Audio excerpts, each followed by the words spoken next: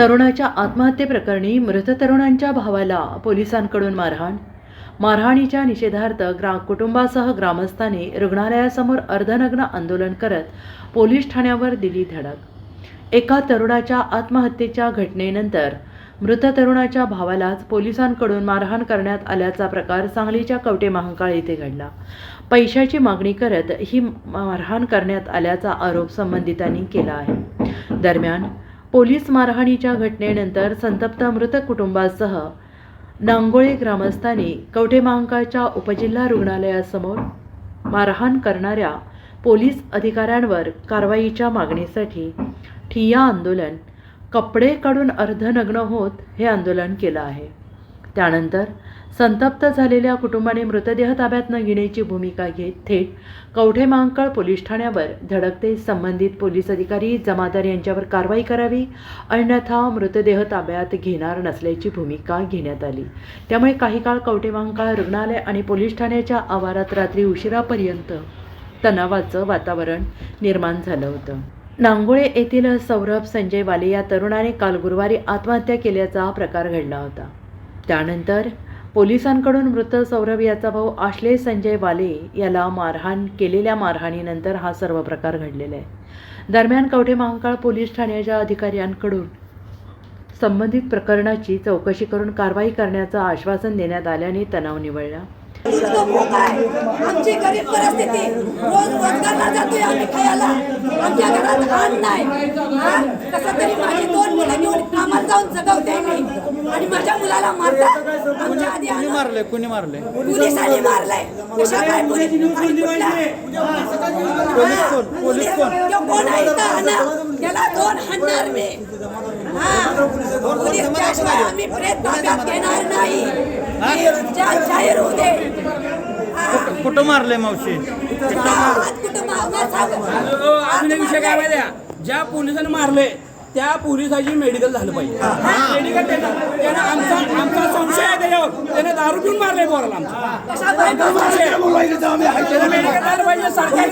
जमादार पोलिसांना दारू पिऊन मारलंय, त्याला माझ्या पुढे आणा, त्याला 2 हाणणार। त्याची कशा पाय मारलंय चौकशी करा आणि त्याला दारू पिऊन कशा पाय मारतोय। नाही त्यानं मारलं तर मी इथं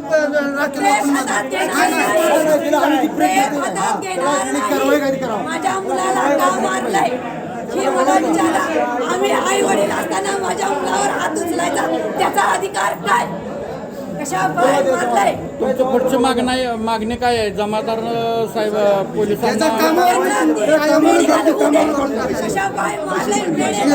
पैसा लागतोय पैसा मागतोय आम्हाला म्हणून मारलंय। पैसा मागतोय म्हणून आम्हाला मारलंय। माझा सक्का भावाने आत्महत्या केली। त्याला इथं PM ला घेऊन आलो। PM ला घेऊन आल्यानंतर हे काय PM काय त्यांनी लवकर केला नाही, एक तर उशीर लावला। PM उशीर लावल्यानंतर एक थोडा वेळ इकडे तिकडे गेला। एक मला माणूस आला, मला साहेबांनी बोलवले चल। त्या आतल्या खोलीत मला घेतल्यावर तिने म्हणले गावात कोणीतरी फोन केला, असं झालं तर झालं, डायरेक्ट पट्टा काढून मारायला चालू केलं। पैशाची काय आपण इकडं तिकडे बोलू म्हणले। आमच्या गावकरी आल्यानंतर गावकऱ्यांना दाब देऊन त्यांनी घालवलं, शासकीय कामात अडथळा नका। मला आता गाडीत घातलं आणि त्यांनी पोलीस स्टेशनला हे लागले होते। मी म्हणलं माझ्या भावाला अंत्यविधी होते, अंत्यविधी झाल्यानंतर मी स्वतः येतो म्हणलं, आमची मम्मी पप्पा येते, तुम्हाला काय चौकशी करायची करा। तसं नाही, तुम्हाला बोटायला आता घातल्यानंतर आता मी हे केलं, मेडिकल केलं। मेडिकलला त्यांनी मला एक्सरे काढायला सांगितलं आहे। एकाच ठिकाणी मला 10 ते 15 पट्ट वडलेला आहे, त्याचा वन आहे, हातावर पण मला मारलेला आहे। कोणी बोटाच्या लाता घातल्या? कोणी लाता घातल्या? जमादार PSI जमादार आहे म्हणून त्यांनी मारलं। एक तर माझा भाऊ मेलाय, परत मला ही करून आमचं घर बुडवायचं आहे का त्यांना तेवढंच मला सांगा। आणि त्यांना जी कोणी खबर देतंय, प्रशासन खबरीवर चालतंय का शासकीय कामावर चालतंय, तेवढं मला न्याय द्या। आणि खबरी त्यांचा कोणा जमादारला इथं बोलवल्याशिवाय मी प्रेतला हात लावणार नाही। तुम्हाला काय पैशाची मागणी केली का? पैसे मागणी केली आम्हाला। आम्ही 1 लाख कुठलं आणणार? आमचा भाऊ माझ्या मुलाचे कपडे फाडलेत त्यांनी। मागणी कुणी केली? जमादार PS साहेबांनी। आम्ही गरिबांनी कुठलं लाख रुपये आणायचं? आम्ही रोज रोजगारला जातोय, त्यात माझं मूल मेलंय, एक मूल गमावलंय, दुसरं बी मूल गमवू का पैशासाठी? तुम्ही मला न्याय द्या। आमचं घर बनवायचा विचार आहे जमादार साहेबांना। सगळे इथं आत्महत्या करून मरतो। नाहीतर आम्हाला पट्ट्यानं मारा, आम्हाला इथं ठेवा। ऊट उसक्यात आपण सगळेजण मरतो आम्ही. तुम्ही कोण मला झालेला आहे सगळा.